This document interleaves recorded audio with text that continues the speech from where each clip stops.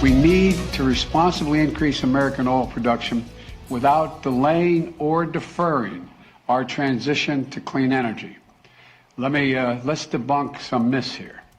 My administration has not stopped or slowed U.S. oil production. That's not true, because on day one, that's just not true. I mean, on day one, he immediately stopped Keystone and immediately then began restricting the permitting process. So that's not accurate. Welcome back to the program. Dana Loesch here with you.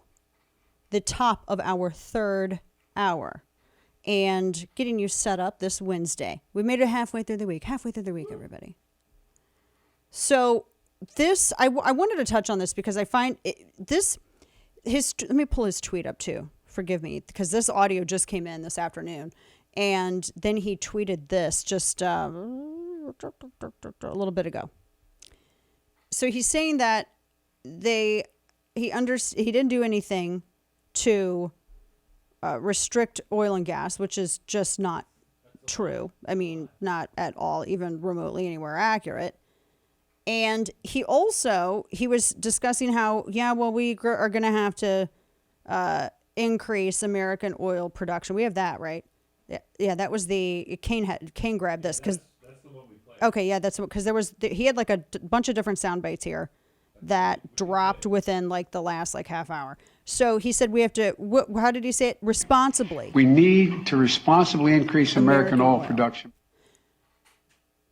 A note on that: the United States, and I'm not saying this as a way to, because America's so great, which it is, but we were the first to pioneer some of the cleanest, safest extraction methods used today. And our oil and gas industry did it without a government mandate. They did it before the environmental cultists, which is way different from conservationists. They did it even before any of that. And the reason they did that is because making sure that you're a good steward of your planet so that your resources are ever replenishing is just good business. And you can trust when someone's motivated by business. You want to make sure that it's like the reason you keep your house clean. You don't want to live in filth, so you keep your house clean. It's just a good practice, right? You keep your car in good shape because you want to continue using it. It's just good practice. It's the reason why hunters and conservationists, they're very careful about the animals that are harvested every season because you want to make sure that they replenish. It's just good practice. Same here. So he's not the person to lecture the oil and gas industries on responsible and ethical extraction. They've been doing it. They've been doing it while he was making deals with Beijing banks through the Seneca firm founded by his son. The Bidens benefited from the opposite of responsible extraction. When they earned millions off of their firm facilitating the Chinese acquisition of one of the largest cobalt mines in the world in Congo, Democratic Republic of Congo. They had no environmental regulations there. You had kids digging for this stuff with their hands. How do we know that? Because ABC, the big conservative outlet, ABC, went and did a whole expose on it just a few years ago, showing thousands of kids hand mining this stuff. That's not responsible extraction. He says one thing but makes bank off another. Doesn't sound very consistent, does it?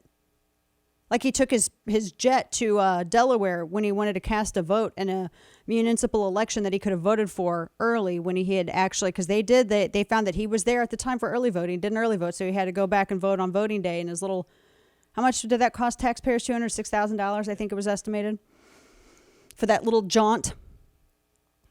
Here's the other issue. He had this tweet out.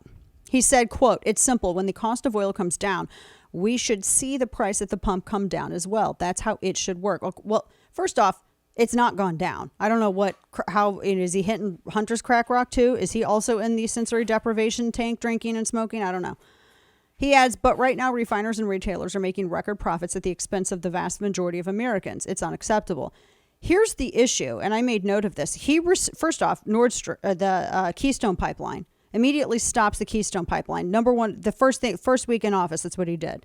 He restricts extraction. He slow walks the permitting process. Sidebar to that, that was the thing that the Democrats promised Joe Manchin. If you vote for our tax bill that we're going to call the inflation bill, and then say it's about the climate or health, whenever the situation best serves the situation, they promised him that they were going to stop slow walking permits, and he said that's the reason he supported it. And then they pull the rug out from underneath him. Lucy pulls the football away. So although he had. I think that he knew it all along. But they restricted extraction, drove up pricing, and here's the other thing. He opposed creating new refineries. This is really huge. Democrats created the refinery issue. This has been a problem for a very, very long time. This was back in June. According to the Associated Press, Biden had told oil refiners, produce more gas and fewer profits. He actually went off on them. At the same time, he was blaming Putin for high gas. He was saying, these are historically high refinery profit margins. The problem, yes, there is a bottleneck. You can get as much oil as you want, but then you've got the refineries have to refine it. But this has been the way that they've treated the industry and the way that they have the barriers to entry, the industry consolidation, everything else that they have supported and promoted have all contributed to this. I mean, you realize that there are receipts, right? Like, for instance, this is from I'm going to make sure I think this is Wall Street Journal. I have this cached. So the federal ethanol mandate. You would have exemptions for smaller oil refiners, and then the Biden administration spent 2 years regularly denying applications for exemptions. Just last winter, he denied 65 such petitions. Yep. So he sets out to cause the consolidation of refineries. And then he's mad that this is the result of his policies? Are you crazy? I mean, they literally voted down a bill to build new refineries. This is from CNN. This was back in 2006, by the way, because yes, it does take that long to build and expand and modernize refineries. They've been doing this for forever. They have opposed it for forever. Anytime this comes up, the oil price issue is not. He blames everything but their own policies that create these bottlenecks. It's just stunning.